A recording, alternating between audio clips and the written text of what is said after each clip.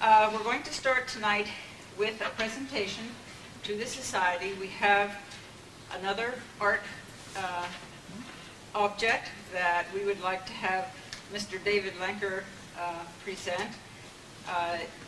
I'd like to tell you a little bit about him, although I'm sure you probably all are aware of who he is. He was born at Lenker Brook on the family farm in West Hanover Township in Dauphin County.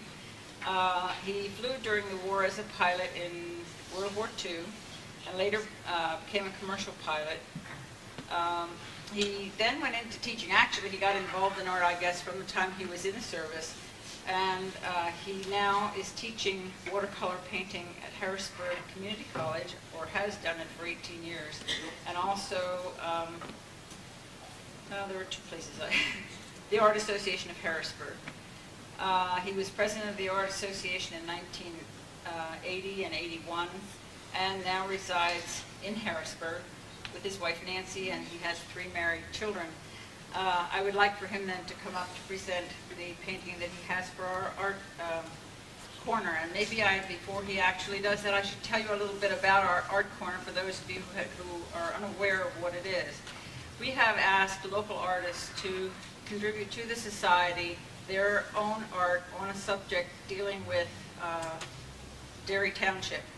Some things have been given to us from artists who are no longer with us, so we also have that in our art corner. And if you would like to go see the things that have so far been collected, and we do have promises of others, if you go into our library, they are on the wall along the library, and we hope that that will be a growing thing. And now Mr. Lenker. And Joanne, I would like Joanne, she's our archivist, and it will be presented to her.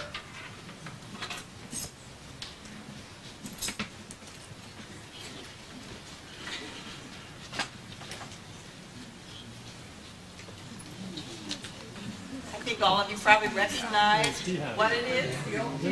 It's the tea house, yeah. It used to stand on East Chocolate Avenue below the factory. When I was going to college, my twin brother and I, he's back there someplace. We went to Lebanon Valley College. We must have passed this place a couple thousand times going to school over the years. And I remember there was a Dr. Balker lived there. He was the superintendent or principal of the school. That was back in the late 30s and early 40s. And so I remember the place very well. And I have a confession. On back, I finished this painting a couple of weeks ago, and I suddenly realized that I made a mistake and I didn't put the sign in. So I had it framed, so I had to take it apart and I put the sign in. So that was the most important part of the whole thing. And so I enjoyed painting it, and I certainly hope it will be around for a long time. Well, thank you very much.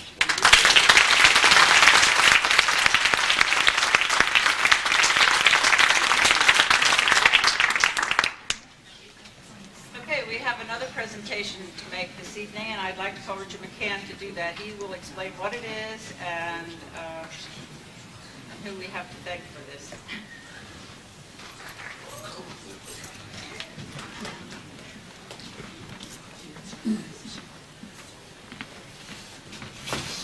Better hide that. I realize this is sacrilegious, bringing somebody else's chocolate to a Hershey Historical Society.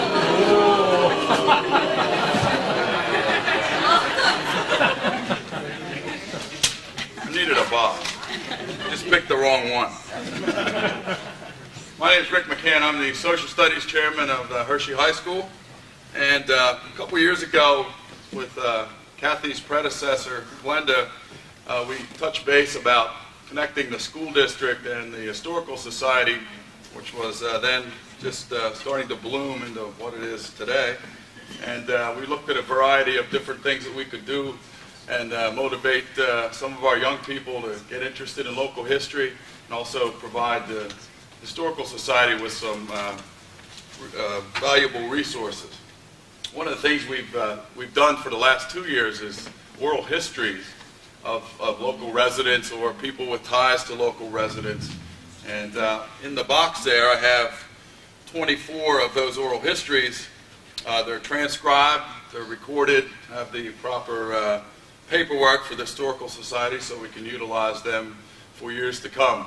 I told the students when they do these to think that maybe in 100 years or so someone will look at their work and be able to look back and get a feel for what the township was like when they were around, and to keep it in historical perspective. So we put a lot of hard work into those. Well, they did. I just had to look at them and grade them and help them out along the way. And we've put them into folders for the society with the material in them, and each one's labeled with the folks that we did for the interviews and the interviewer, and in there would be the transcriptions and tapes. So it should be very useful. It's a step out of the history books into doing some real history. So I think it was worthwhile for the folks who interviewed, made some great connections with people in the community, especially cross-generational, that have created some bonds there that I think will be lasting. And this year it was interesting because we got, I guess, the two, arguably the two most notable residents of Hershey right now, former governor and leader, and Ambassador John Steeves, both for oral history. So they're in there along with all the rest of the folks. So we're happy to present them, and we'll continue this relationship in the future, I hope, and continue to build the archives of the Historical Society for the future. I think your students that are here should stand Let me introduce the students here. Up front. Yeah, come on up front. I don't know, they're going to shoot me if I make them come up front. Matt Tarka, just wave or Stand up something. anyway. Jen Keeley, Natasha Orris, I think is over here. Natalia Antalava, she's an exchange student from Georgia, Republic of the Soviet Union, former Republic of the Soviet Union, sorry. Mr. McKeon, they would like to have the students come up front. All right, come on up.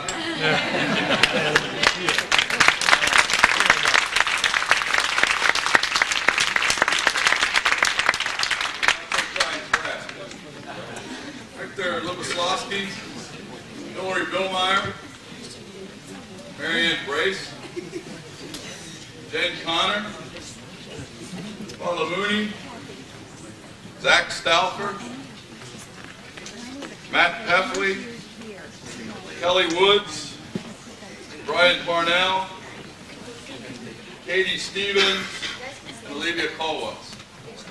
Others couldn't make it for a variety of reasons, but this is a representative few of the folks that helped us. I think that's wonderful. I think they deserve a hand.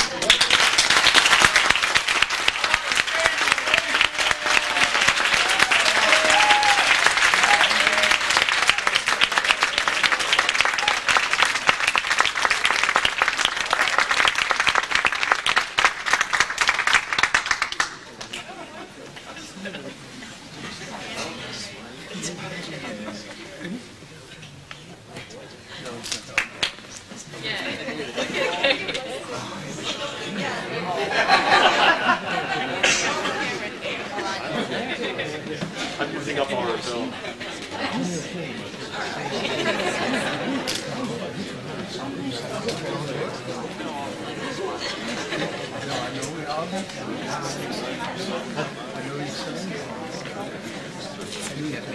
Just leave them here.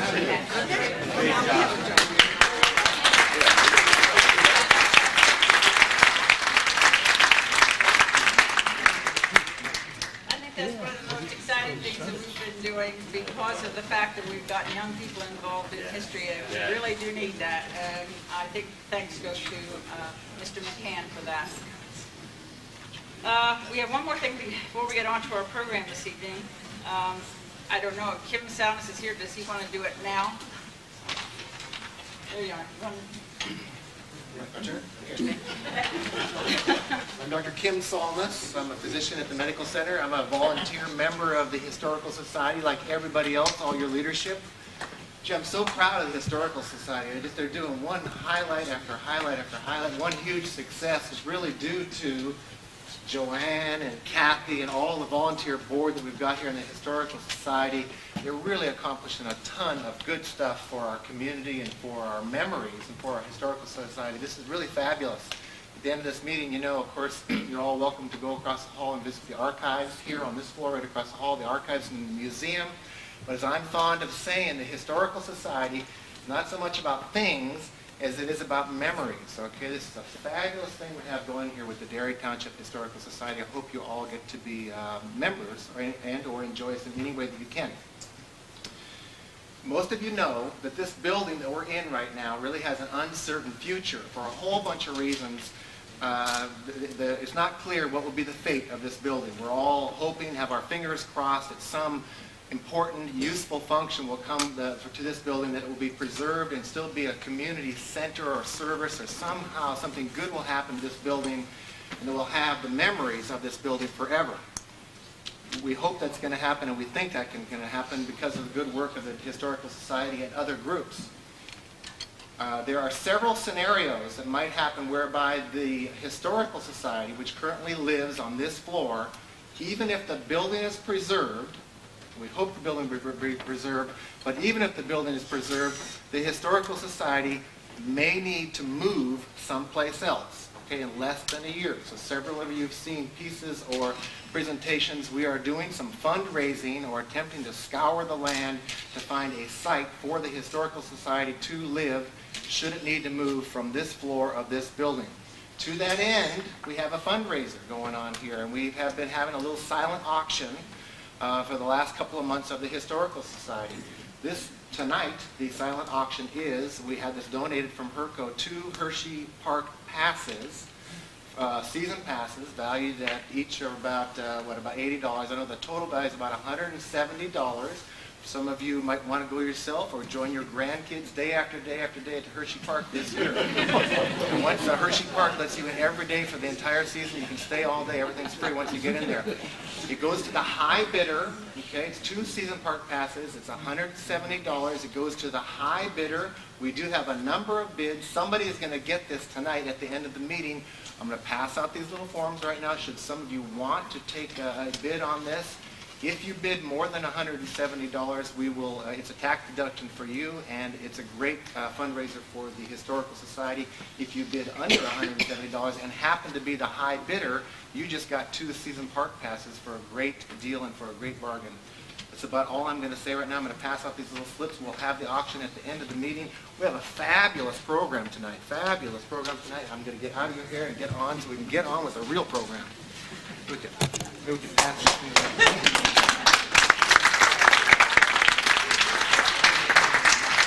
While he's working his way back through the aisle, I would like Bunny Blinko, our program chairman and vice president, to introduce our speaker tonight.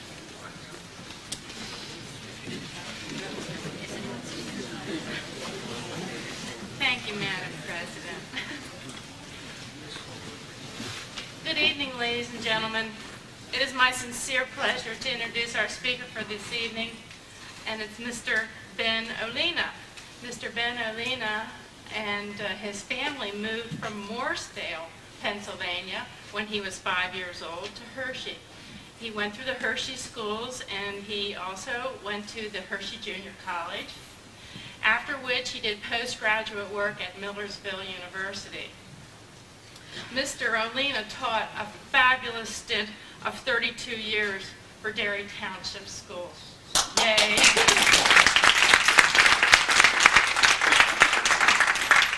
During Mr. Olena's teenage years, he got into, of course it was before they were fenced in, he got swimming, he went swimming at the Millar Quarry and the Brownstone Quarry at the west end of Hershey. His interest in quarries and brownstone industry inspired his master's thesis at Millersville University. The Hummelstown Brownstone has remained a life interest for Ben, who is now residing with his wife in Sullivan County. Without further ado, let's welcome Ben.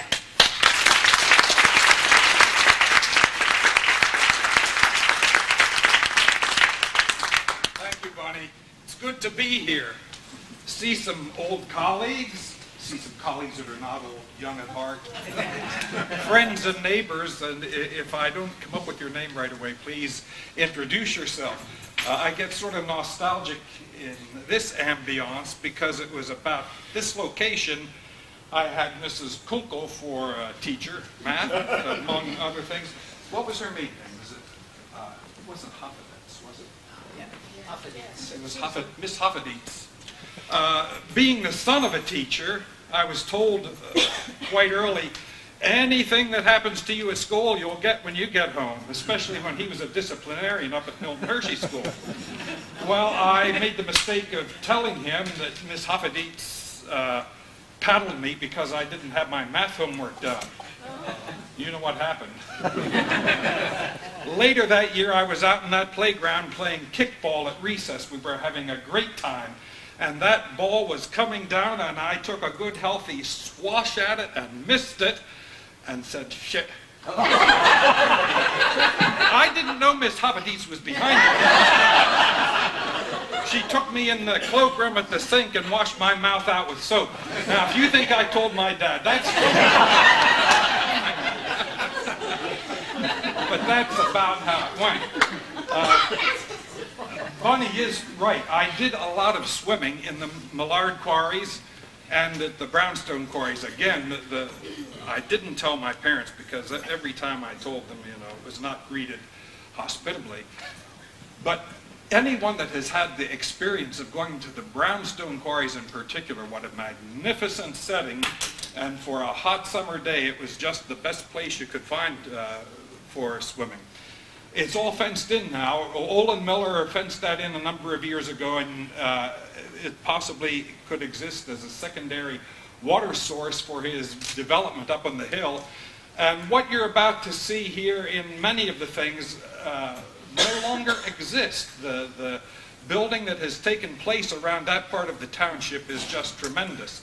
When I was the age of some of these young people, you could still go back in that area, folks, and see the remnants or ruins of a lot of the things that you're about to see. Now, I'm a little bit concerned that seating arrangements aren't the best here. I'm going to use this screen. We've tried to get the images as high enough to see them.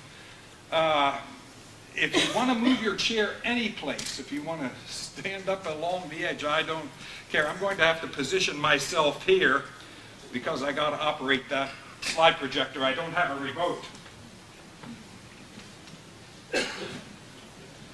But let's get her going here.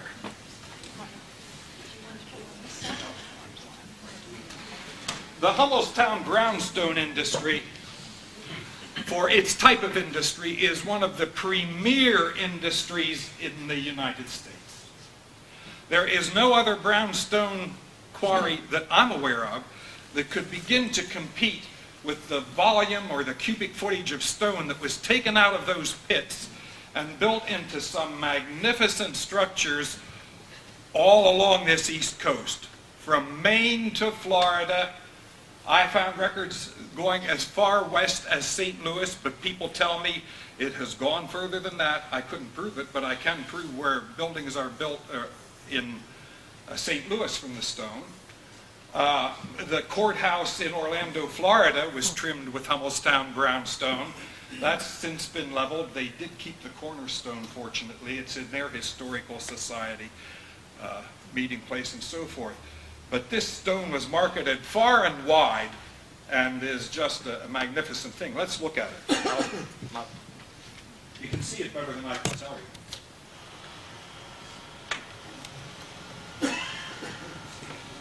It might help if these lights were off. I don't know that we have to have the back lights off or not. It might help.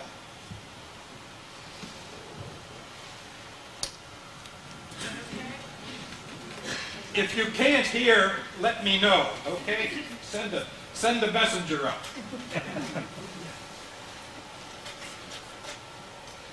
This is a Pennsylvania geological map. This area here where you see this curvy line right in here represents brownstone. It's a Triassic sandstone. It's given its particular color by the iron oxides that occur in the stone. Here's an aerial view. This area right in here represents pit number 4. The Waltons had 5 pits that they opened to quarry this stone. Here you see pit number 2. This long trench right here is pits number 1 and 3, which produced a brownstone that was slightly blue in color. They called it blue brownstone. It was stronger and more durable than the regular brownstone. Pit number 5, I'm not sure that it can be seen, but it might be just this little hole right in here. That was behind a house that the Bechtels used to live in. I don't know if that house is still there on Waltonville Road or not. This is the Med Center. Here's Hershey. This would be Hummelstown down this way. Here you can see pit number 4 a little better. Here's pit number 2 and 1 and 3. And that's a close-up of the 4th pit. This is where we did the swimming.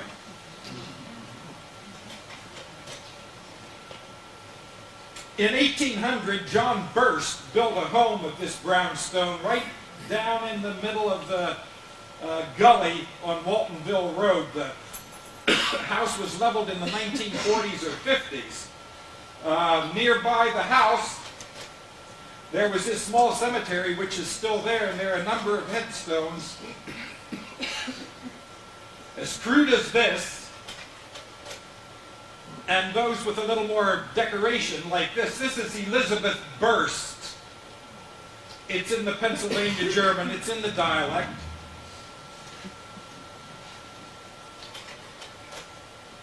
But the man that made all the difference was Alan Walton. Alan Walton was born in Chester County, but moved to Philadelphia as a young boy. He was trained as a machinist and a pipe fitter. But through family ties, he got involved in the Hummelstown Brownstone industry and eventually moved here. It's this man more than any other that made this brownstone industry what it is. This shows you some of the techniques of quarrying the stone.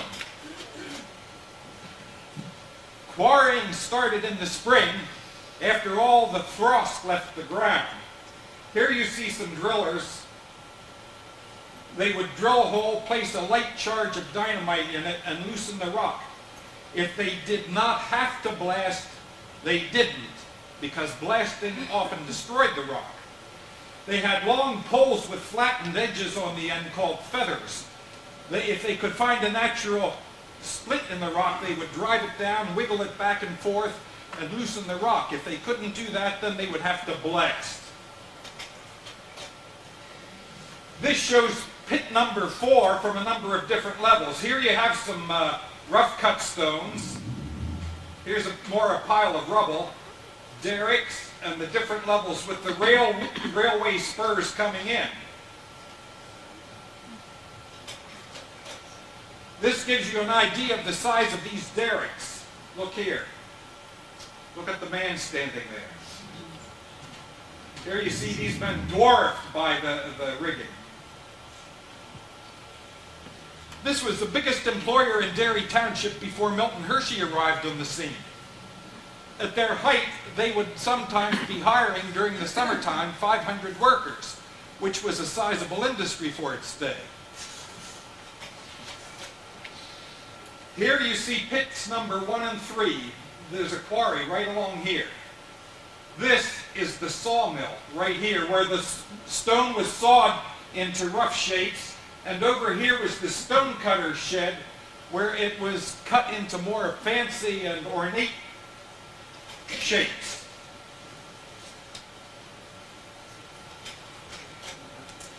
This is a picture of the saw which they purchased from a man named Andrews Merriman. The stone was placed here. In this harness right here, they placed wire, steel wire. This would then rotate back and forth. And the wire started to cut through the stone, at which point they would put in shot along with water, which acted as a lubricant, and the stone was roughly sawed in that manner. This gives you an idea of the size of one of these saws. Here's a man working at the saw, and the saw towers over him. You see, they're huge. They could quarry a 20 to 40 ton stone out of this quarry that was practically unblemished. This is the stone cutter shed. Here you see some finished stone. Here are jambs, lintels, curbing, and so forth. And this shows you some of the different finishes. There's the rock-faced finish right here. This is called the point. I think that's a square drove, I'm not sure, D. That's a tooth chisel, excuse me. This is the point, and that's the patent hammer, or facing hammer. When you're done, over here on this table, I have a little stone. It's a sample stone that a salesman would take with him. And on the different sides of that stone, you'll see some of these different finishes. He could show a potential buyer what the quality of the stone was like and some of the finishes that he could take. This is a close-up showing you two different finishes. Here's the point. This is the patent hammer. This, about 2 years ago, I got a real thrill. Bob Fox gave me all this material to peruse. He had it stored in boxes and said, look, anything you want for your study, you use. He had this plaster of Paris model. It's a stonecutter's model. Whether it was used to train apprentices or for a highly developed craftsman, I don't know. But 2 years ago, I was in Wilkes-Barre, and I looked at the City Hall, and I thought, that's Hummelstown Brownstone. And sure enough, up over the doors at each side was this griffin. If you want to see what the finished griffin looks like, go to Wilkes-Barre City Hall, and you'll see it right up there. This is the old Donaldson building in Harrisburg. This shows you what these stone cutters could do. Look at this. The building is torn down, but they kept this archway. It's a parking lot now. The State Store was was part of the Donaldson building. I think this man just came out of the State Store. Yeah. I asked him if he wouldn't mind moving so I could take the picture. And he promptly told me where to put my camera.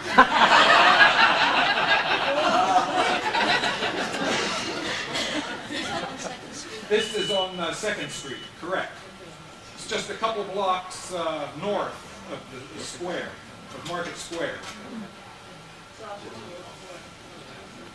Beautiful, deep, bold carving.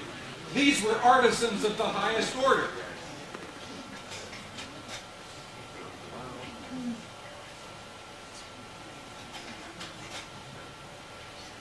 Here's where brownstone is used as trim. At the corner of Woods Road and Quarry Road, you have this barn. You really can't call this trim because it's a more utilitarian purpose as a foundation. This is called coursed ashlar stonework. It's laid in even courses, and when it's a rectangular cut block, it's called ashlar. If it's an odd-shaped block, it's called ruble, or you'd say rubble, but the mason says ruble. This was the carriage house to the Walton Estates between Walton Avenue and Main Street. Paul Sowers bought the place and turned it into apartments. Here you see the brownstone coins, that's Q-U-O-I-N, and used around the lintels and windowsills. Mr. Sowers replaced one of the doors with limestone, but he left the brownstone lintel in it. Across the street from the main Walton house is Robert Walton's house. Alan Walton had two sons, Robert Walton and Alan K. Walton. This is Robert's house. The bottom floor is brownstone. And here you see the blue brownstone. Do you see how blue it is? Right over the lintel and in the windowsill. That's a very good use for that stone because it's a tougher stone. It can stand more stress. I went a little hog wild in this building because it's from my alma mater. This was the library that I used when I was at Millersville. I think it is now the Alumni Association building, but it is magnificent brownstone trim.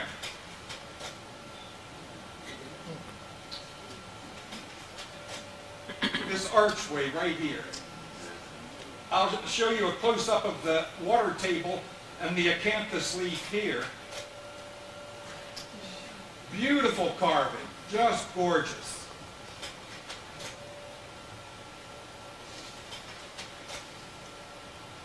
Do you think that carving was done in place, or was it at the location, or done at the quarry? No, this carving of this kind for the trim would have been done in Hummelstown, or back at the quarries, at the stonecutter shed. Very often these things were carefully planned. They were laid out on paper and numbered. Then the stones were numbered correspondingly, and the plan sent to the job, and the stones then put in place. This is the Abraham Lincoln School on State Street in Harrisburg. It shows you how effective brownstone can be used with light yellow brick. These stepped arches are magnificent. And the coins right here. I should have photographed it.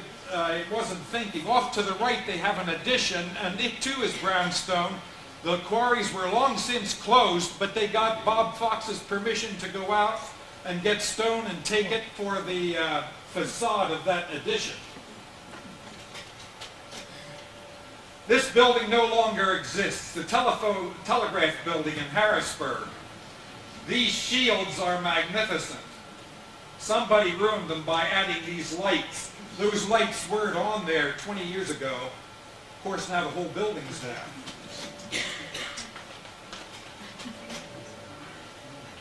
By the way, those shields, I wondered if anyone saved them. About 5 years ago, I gave a presentation to the Dauphin County Historical Society, and there in the backyard, lying on the grass, were those two shields, getting all weather beaten because now they're lying flat where they can collect water. The water freezes, expands, and chips the stone, and it's wearing it down. I wish someone would rescue them. This is Williamsport. One of the great houses in Williamsport is the Hermann's house. Some of you have probably eaten at the David Herdick house if you've gone on any excursions, have you? Yep. You have? This is right next door to it. The Peter Herdick house is over here being restored. This man was one of the lumber barons of Williamsport.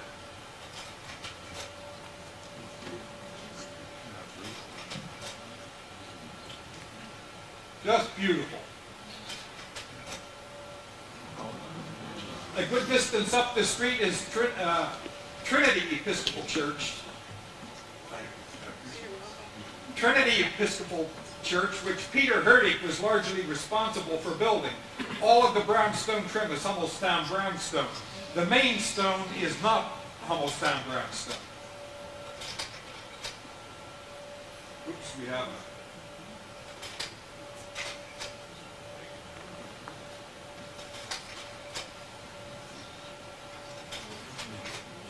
I wonder if that, I don't know, I'm asking a question.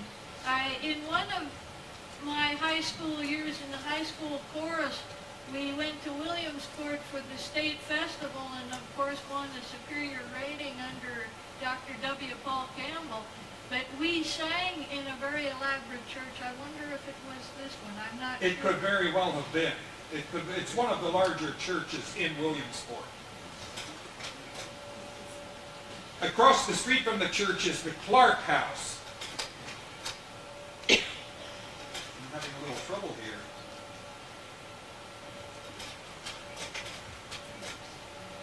Sorry about that.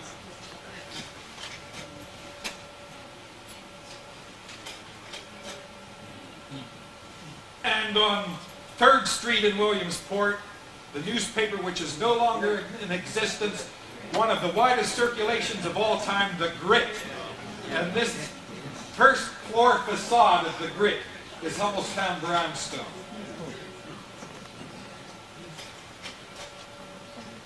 This is the Masonic Temple in Williamsport.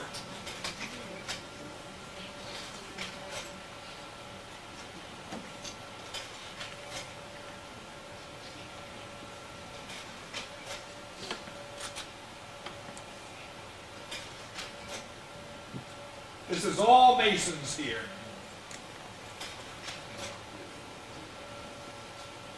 This is a very plain edifice compared to the others, but I include it for a reason. This was built in the early 1900s. It's the Ebenezer Baptist Church. It was the Ebenezer Baptist Church when it was built, which shows you that Williamsport's black community had a fairly good middle class backing to build an edifice of this kind. It has magnificent stained glass windows, and although it's modest compared to some, they could still afford Hummelstown Brownstone trim on the church. This is the administration building of the state hospital in Harrisburg. At least it was. I don't know if it's still used in that function. Here you see the blue brownstone on the bottom, but look at these columns. You've seen a number of other columns. My friends, they had lathes back there that could turn a column that big.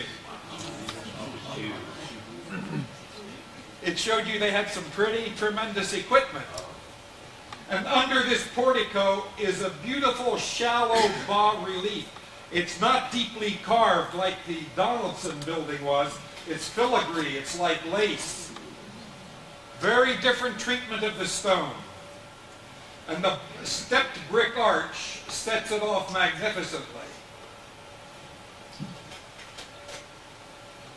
I was just talking to Sandy a while ago, who worked in this bank for a while. This is the old Senate Hotel, taken before Hershey tore all this ugly stuff off and restored it to its beautiful condition, and she tells me the building has been leveled.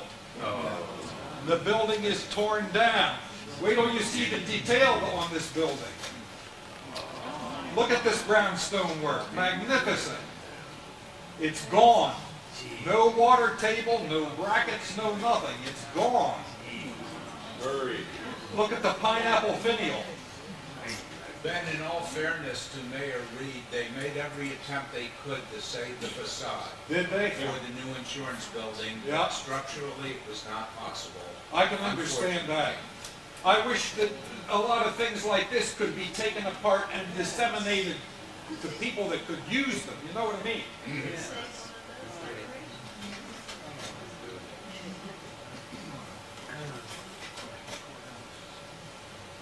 Here, the copper work up here. The copper flashing, stained glass window, and the brownstone. Terrific use of material. Here's where brownstone is used as a primary building material. This was Alan K. Walton's mansion. It's now the American Legion in Hummelstown. That's why you have this fire escape here. Here you see built by Alan K. and Carolyn Walton, 1909.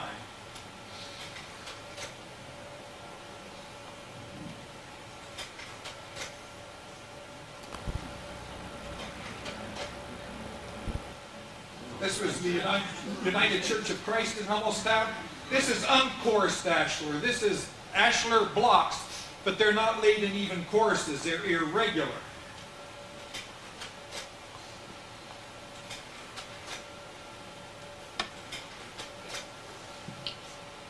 This slide doesn't do this justice. This is Zion Lutheran Church in Hummelstown. The next time you're on Main Street, take a look at it. It has the most unusual stonework you'll see. All of this is rubble. It's random rubble or web wall. But right along this part here and around the building, there's a row of ashlar stones and then more rubble laid on top of it. It really is a terrific job of masonry. And to match their church, they again went back to the quarry for this addition to the church school.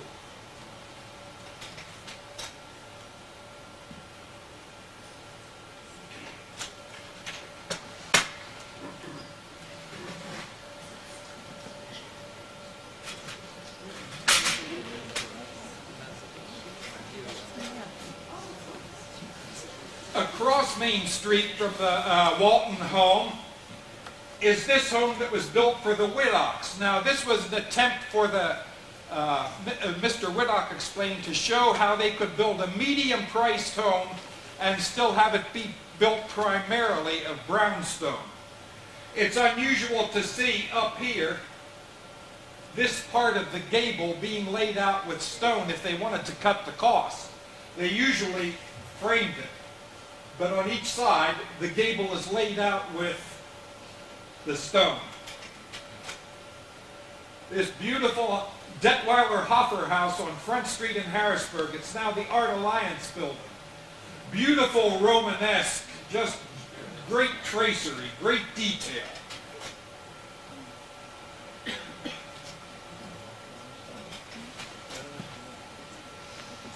At one time, the Waltons had all their stone cutting things in the borough of Hummelstown. They would ship the rough cut stones over Quarry Road and over the South Mountain by teamster. They had wagons and horses and mules pull those rocks over, and then they sawed them and finished them in the borough of Hummelstown. Well, a lot of stuff got broken. Tongues would break on wagons. The Quarry Road became deeply rutted in bad weather. Horses got sick, mules got sick. They had all kinds of problems. So Allen K. Walton had a standard gauge railroad built called the Brownstone Middletown Rail Company, and it connected with the Reading Railroad near where Ike Wolf's junkyard is. Near Taco Bell, you younger folks. Near Taco Bell. Okay? And they shipped the stone through the flatland, over through Bullfrog Valley, around the mountain, and into the quarries.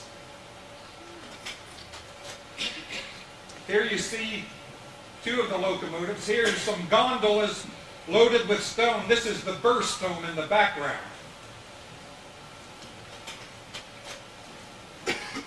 They built a little station called Brownstone, and this is where the train left the main track of the Reading to go back to the quarry. This was later leveled and torn down, but you can still see the stone. It's in the Verdelli house in Hummelstown. They took all the stone from the station and built the home for the Verdellis. I have no idea. In an attempt to diversify, they built a brick plant, but this was a very unusual brick. It was not a clay brick. They decided to use some of the rubble, some of the scrap. They would pulverize it into a sand consistency, mix it with lime, and then bond it together under heat and pressure. The first brick plant, according to Mr. Whithock, who was the chief engineer for the brick plant, burned down the first day of use.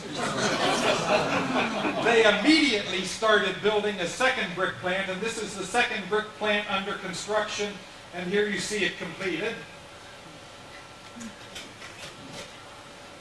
Now, gondolas would drop stone into the crusher. This was a crusher. It rotated, going over the stone and crushing it. The crushed stone then was sent to the top of the mill, where it was put in these long tubes that had 4 different sized perforations, and they could grade the stone that way. Then, if they had a call for any of the gravel, they could take it, dump it into gondolas, and ship it out to wherever they had an order. The lime was then processed by hydrating it, adding just the right amount of steam and water. The hydrated lime, I'm out of order here. The hydrated lime and the brownstone sand were mixed together and then placed in a brick press. This is a brick press where they molded the bricks. But the brick was not quite finished. They would put the bricks in a cylinder called the hardening cylinder, and under heat and pressure it was then bonded into the final product. And over on the far table again, I do have one of the Hummelstown Brownstone bricks you can take a look at. The woman here is Carolyn Walton Hellier, who was given the pleasure of starting the power for the first brick plant.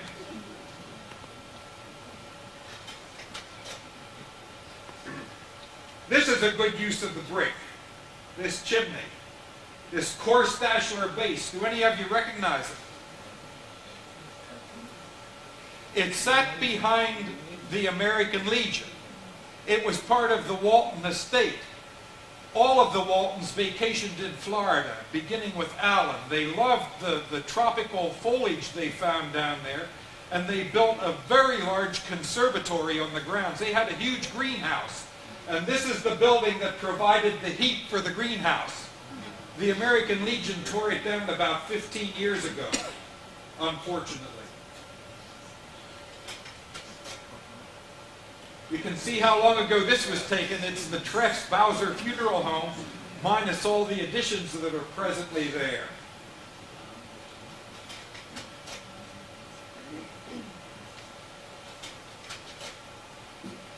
Next to the Walton estate is the home that Alan K. Walton built for his daughter and son-in-law, Robert Fox. It's the brownstone brick. It has this brownstone wall, but I want you to take a close look at these bricks. They're unique. The brownstone bricks had a smooth finish. You'll see one over there. They did not have this rough finish. As the mason was laying the bricks, he took a facing hammer and rock-faced every individual brick and then set it in place. So it gave you a finish like this.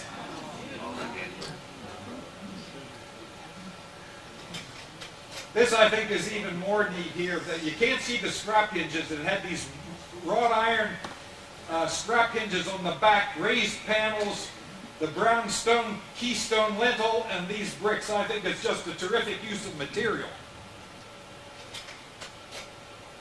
And right behind where you're sitting, on Ariba Avenue, out that way, I took this out in my classroom the last year I was teaching. All of these homes on Ariba Avenue, with the exception of maybe 2 or 3, are built from Hummelstown Brownstone brick. A lot of them are painted now. Yes, I made that comment in a booklet that I've given to Kathy. The brick quality was not really that great. It varied too much. So to stabilize them and keep them from eroding, many have been painted. Here's some unusual uses of brownstone. This is in the back of Bob Fox's house.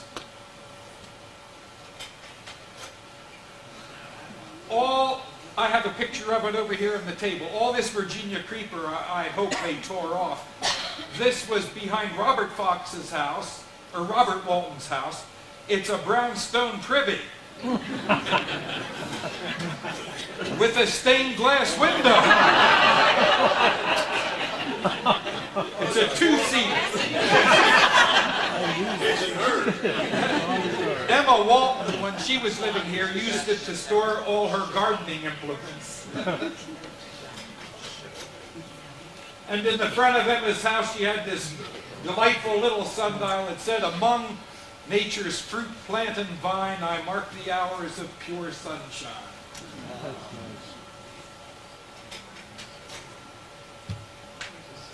This is in the cemetery, the monument for the Civil War veterans from the town.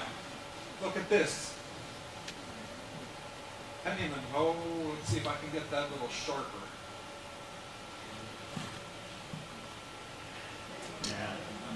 You see here, Star, that's Salisbury, North Carolina. They relate how each of these men met their demise. When I first took this photograph as a black and white photograph during my study, this tile was intact. In the Italian manner of often putting the image of the deceased on the stone, they did this for Luigi Farvero. Unfortunately, some vandals had done this, which is really too bad. I guess it gets the award for being one of the most grotesque or camp headstones, but the penny stone is really something.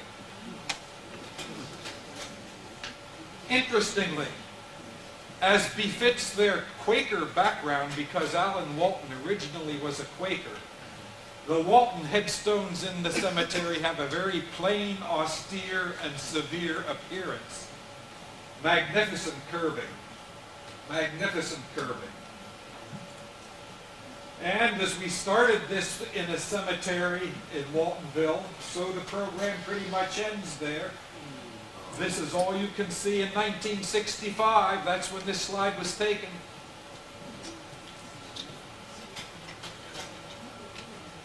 And it was a great swimming hole. Full of equipment. They left some down there, that's true.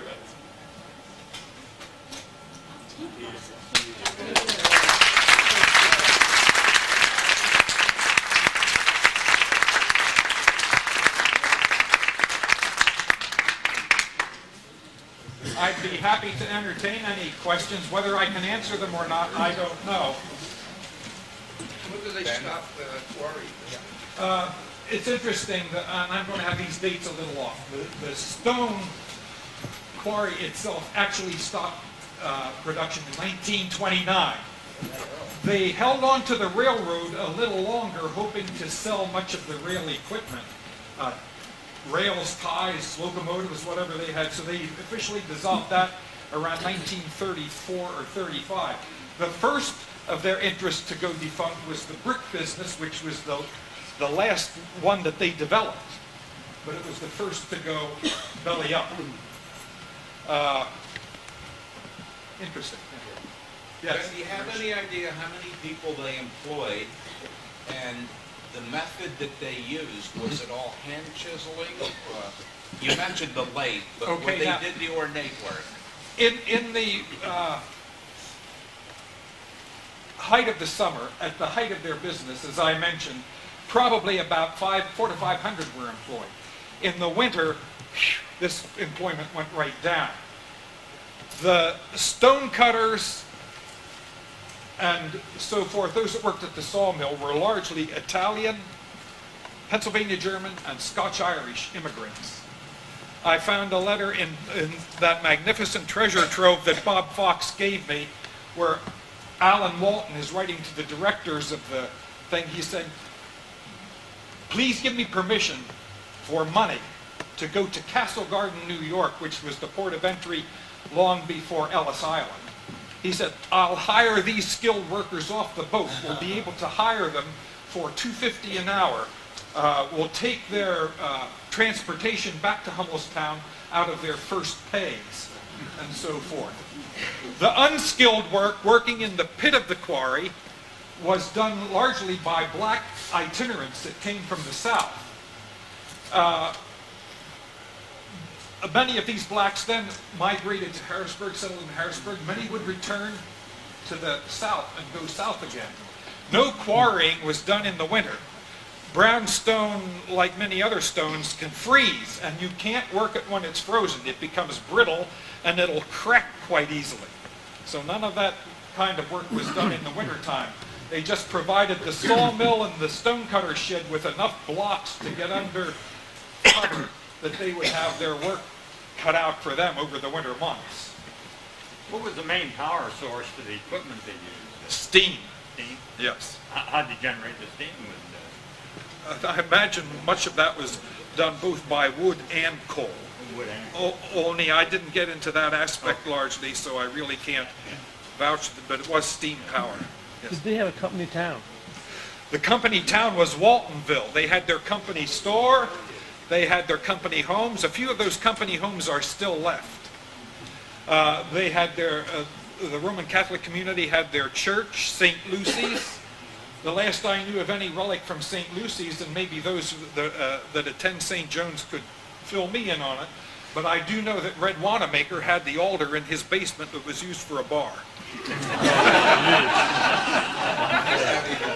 Lucy always said, ooh, that bothers me that Red did that, but the priests assure me there's nothing, it's desanctified, there's nothing irreligious about it or anything.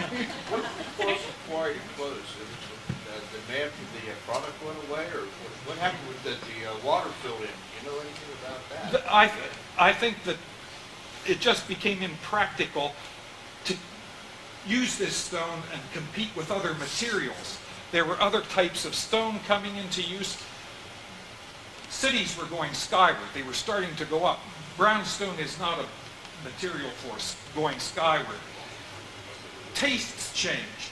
This, what to me is a rich, wonderful looking appearance of this stone, people no longer wanted. They wanted lighter materials, both in weight and appearance.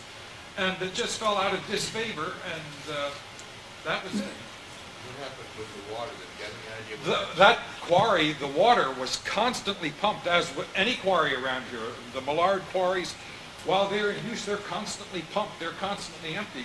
All they did, they just shut off the pumps and walked away, and the quarry filled. Yes. There was a quarry on Nye Road across from Laurel Woods, back in the woods there. Was that one of Walton's quarries, or whose was it? No, the only quarries Walton had were those 5 that I showed you there. They did purchase a 6th one on the south side of the South Mountain.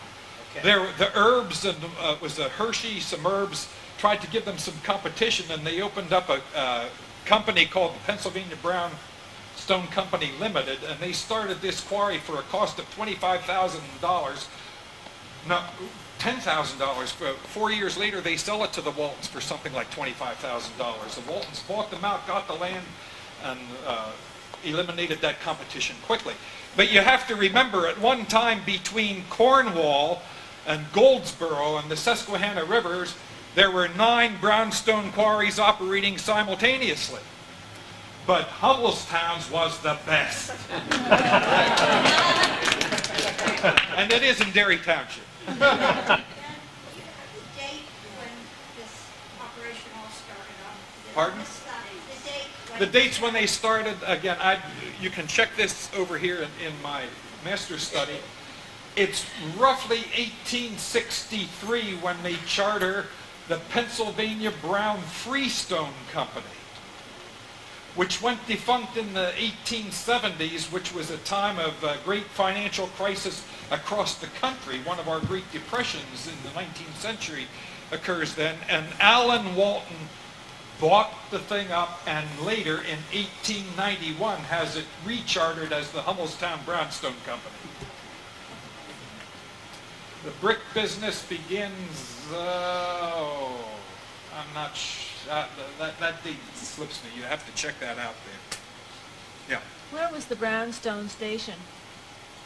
Brownstone Station would be when they built the railroad, and that's roughly 1890. What was the location? Not far from where Taco Bell is. If you know where Taco Bell, the road came in there and just went up a grade and joined with the railroad. Right, that's a general location right in there. An apocryphal story, I can't say that it's true or not, but I'm told that when Alan Kay built that, he ran the railroad, and the train left promptly at, let's say, 8 o'clock for the quarries, and it was always at 8. He could be 5 minutes early or 15 minutes late, but it was still 8 o'clock. Middletown Brownstone, or was that the? That's called the Brownstone Middletown Railroad Company, and it just went from the quarries to the Reading Railroad. That's all it was used for. Yes. I understand somebody has reopened the Brownstone Quarry in Connecticut for restoration use. Are there any active Brownstone quarries? I don't know. That would be of interest to me if they have done it. I don't know of any, but that certainly doesn't mean there aren't. There well could be. I can see the interest returning to Victoriana and to the age of gingerbread in the Victorian period, when this was popular, that there would be a call for brownstone. I really. People in cities, because it's a softer stone and humid weather, rather poorly, and if someone wants to restore a building,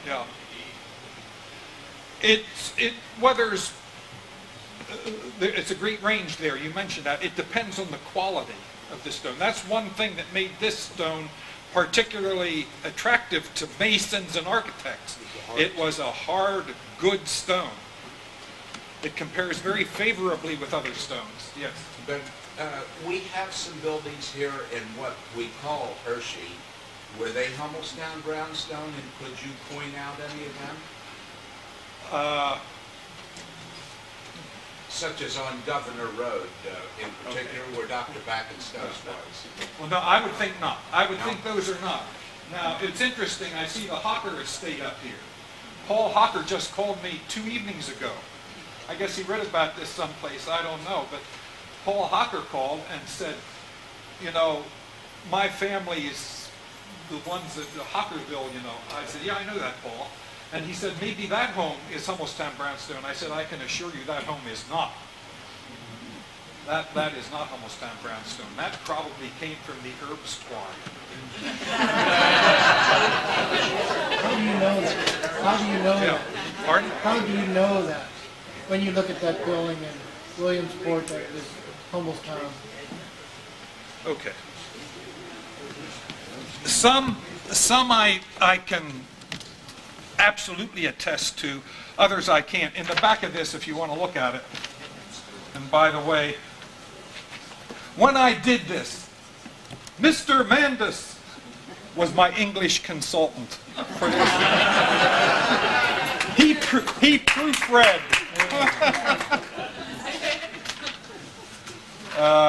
It's here So there is someplace. some documentation of buildings using this or that stuff. Yes. Starting here, District of Columbia, Florida, Indiana, Illinois, but Maryland, in Baltimore, for instance, the C&P Telephone Building, the Chase Theater, the Hampton Bank, National Exchange Bank. Everything that's in here is verified.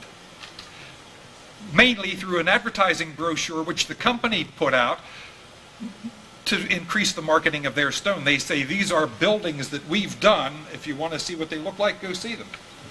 And so also a man named, interestingly, Stone, who was an authority on stone, had a list of buildings that the Hummelstown group had done. I had done a little article for a Pennsylvania magazine here a couple months ago, and then the next month there was a letter commenting about the article I had done, and this woman said, here in Martinsburg, Pennsylvania, we have a beautiful building built from Hummelstown Brownstone, and I found her address through the internet, interestingly, and wrote her a letter, and she said, yes, I can verify this is Hummelstown Brownstone because of all the old historical records we have. It's registered right there. So sometimes they did. There's a beautiful church in Williamsport, the Church of the Annunciation, Roman Catholic Church on 4th Street. I want to have verified as to whether it's Hummelstown Brownstone. The only way I can do it, I think, is to go to the archives down here in Harrisburg at the Diocese of Harrisburg and find out. Yeah. Did you do any research on brownstone on churches in the city of Lebanon? Salem is listed in here. Is it Salem Lutheran Church? I can't think That's of one. the names, but on the street that is parallel to Cumberland Street, but one street south of that, there's two churches that are both outstanding features, have gargoyles on them, and they're quite elaborate. Well, I would just suggest you take some time to look through this. You might find the buildings you're after, but yeah. The Sand Hill Lutheran Church out there, where did those brownstones come from? I don't know. That one I don't. I'm They not don't look sure. like, they might have come from down near Backenstow. There was brownstone quarry. Oh yes. Or the one over near Nye's over in there. There was painter's quarry. Right. They're different than The Hummelstown Brownstone. Yeah. By the way, here's the brick. This came out of one of the houses right here on Ariba Avenue. The person was remodeling and they broke through a wall. It was interesting. You can still see a little of this. This was an unexposed brick and it was very orange. And after it's exposed to air for a while, it begins to oxidize. It turns this pink color, which is typical of the Hummelstown Brownstone bricks. Here's the sample block I was telling you about. You should come over and take a gander at it. And I have to show you this wonderful doorstop, which Bill Yount in the back of the room there gave me years ago when I spoke to the Lions Club. There you can see some of the workmanship. Wonderful little low button shoe. And I told Bill, I take this with me and treasure this greatly. And it's a fine piece of Hummelstown Brownstone carving. Any? Can you tell us anything about the quarry as a swimming hole? Was it discouraged, encouraged, or lots of folks who went there? Very much discouraged. Truly, people have lost their lives in that quarry. And I was talking with Bob Fox as he was giving me all this material, and he said, if we could only get rid of these. Well, finally, Olin Miller saw the value of owning the land around it, so they said, okay, you can have the land, but along with it you must buy all 5 pits. Or maybe not 5, but all those that we presently own, you must buy them all. Because they wanted to be eliminated from that liability. Yeah, that was not just encouraged to go swimming there, but it was terrific. Any machinery down this morning? I understand there was some machinery left in the quarry. To what extent, I have no idea. I have no idea. Yeah, Dave. We swam in most of the quarries around here, and that was cold. But wasn't it great? Wasn't it great? Yeah. It was terrific. I chose that one only for one reason. It was further from home. The Millard Quarry was right across the railroad from my house.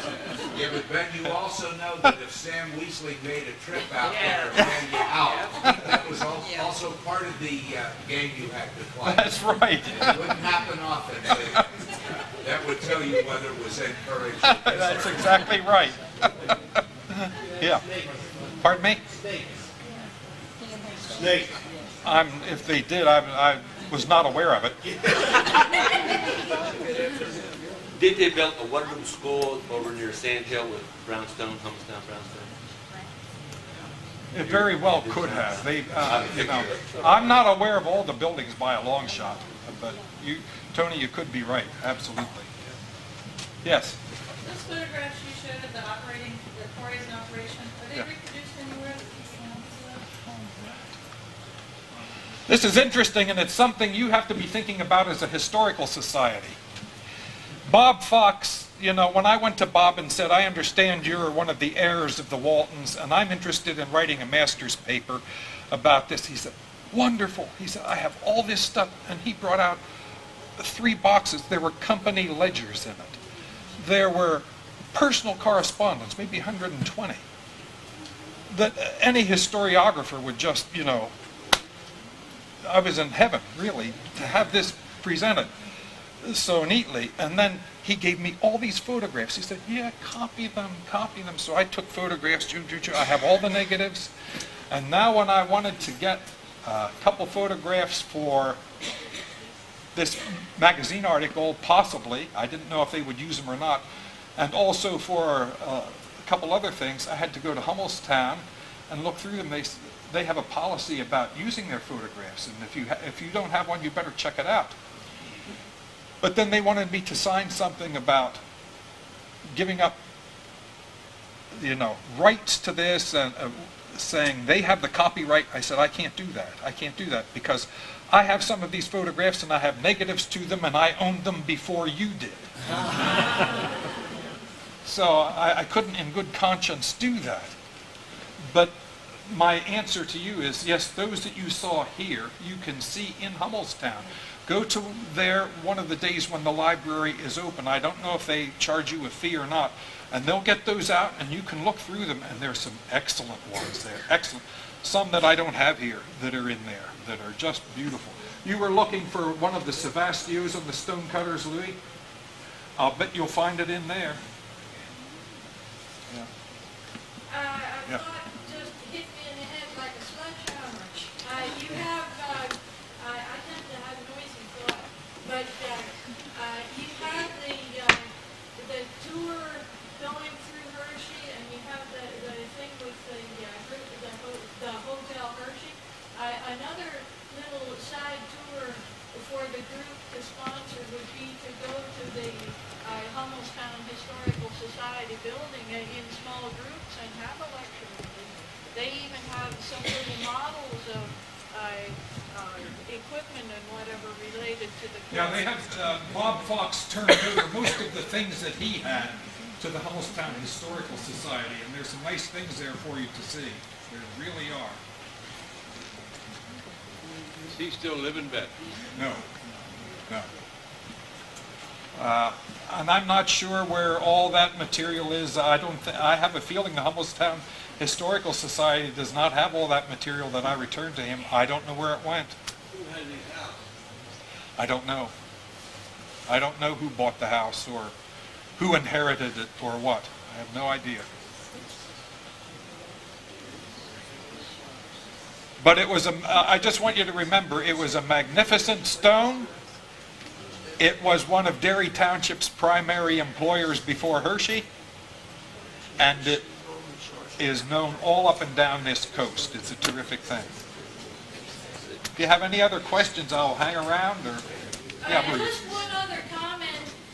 Once in a while on Channel 33, the public television station shows a very good film. I think it lasts about an hour.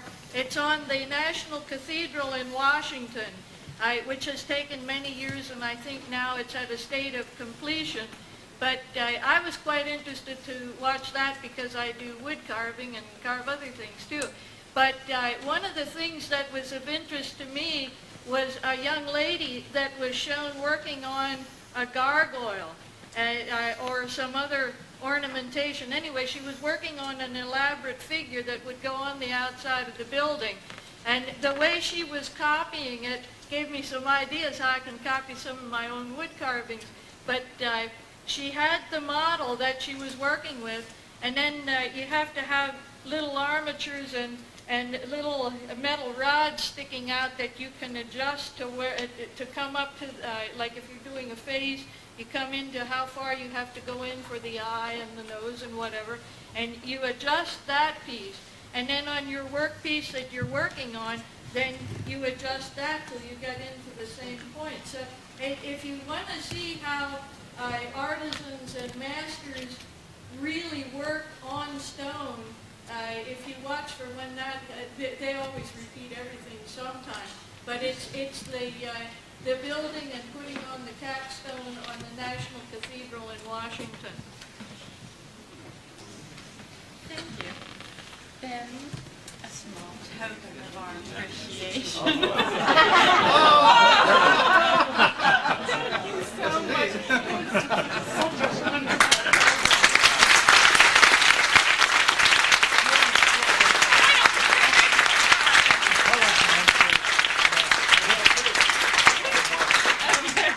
Thank you. It's been a lot of fun.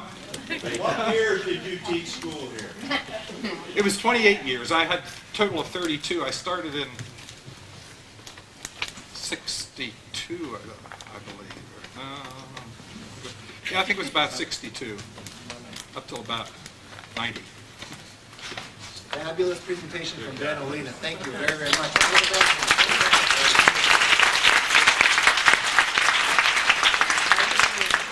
This is what the Historical Society does real well, is gather folks like us together to talk about history and talk about wonderful memories, the sharing of memories. One of the best parts I like about the Historical Society is what happens in a few minutes, namely us getting together talking about the swimming hole. I want to hear more about that. Talking with Ben about the quarrying, looking at his pictures. Some of the best fun is yet to come. Be sure and wander across the hall and see the demonstrations and some of the archives and museum that we have right across the hall. Great evening we had. Are there any last minute bids? Somebody's going to get the 2 passes. Any additional bids? Going once, going twice. I have a winner in my hand. We have a high bid. I can't tell you what it is. Who does want to bid? It's pretty high. That's it? Okay, without telling you the number, it is Millie Landis Coyle who wins the high bid. She made a nice donation to the Historical Society. Is she here tonight? No. She's not. Thank you, Millie Landis Coyle.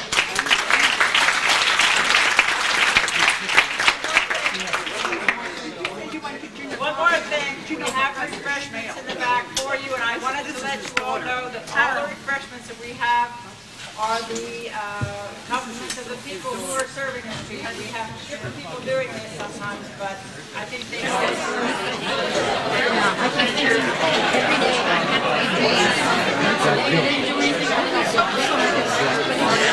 Well,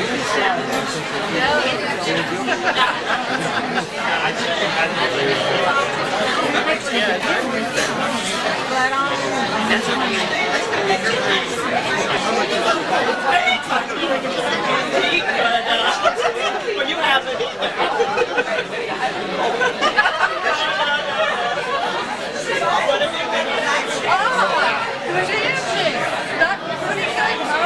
You see the speed work of the piano? I've been the piano would like to take a look at it. It's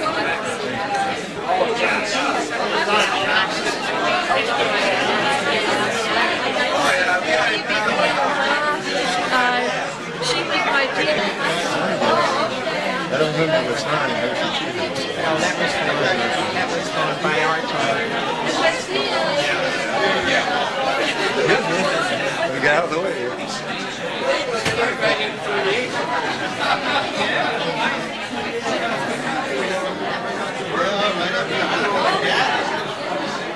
There's a famous saying out there, and another could say that antiquity and old architecture go along. That's the bank.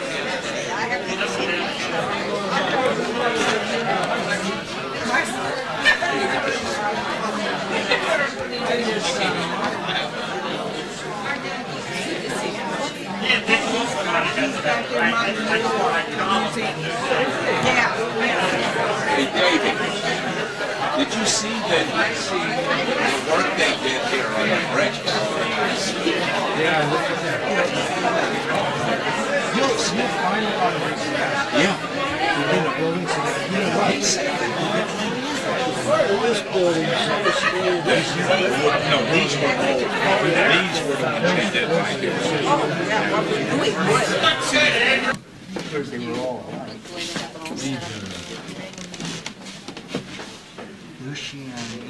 Doesn't have the year, does it?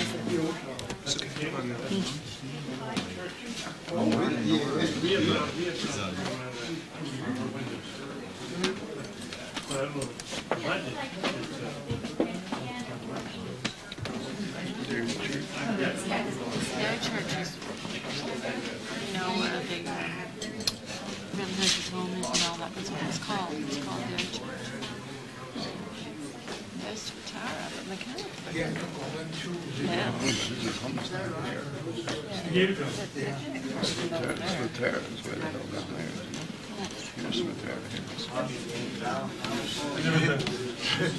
You didn't go for it. Did you go for it? No. No, I know you heard talk about it. Well, remember this? Yeah, the round.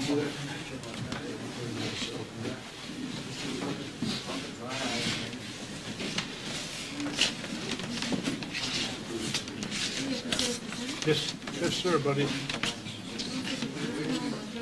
Stadium. Oh, the stadium, okay.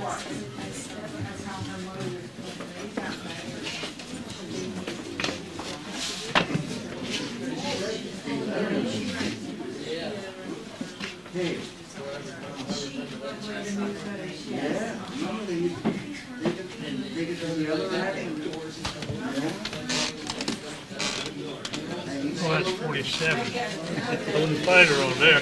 Not on 47. She's on 48.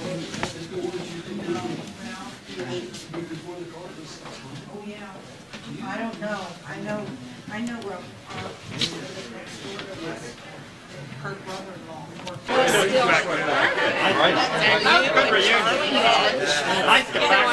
Yeah, I went one time in my 20th, Reading High School. Yeah, sort of. You know, we're all Those old guys, I worked all the way around. Now, I took his sister and texted happened to me. I went to the first, second, or third, or something like that. After that, I didn't go to another one. You know, for 45 years, I didn't go to my own. I wouldn't go to hers.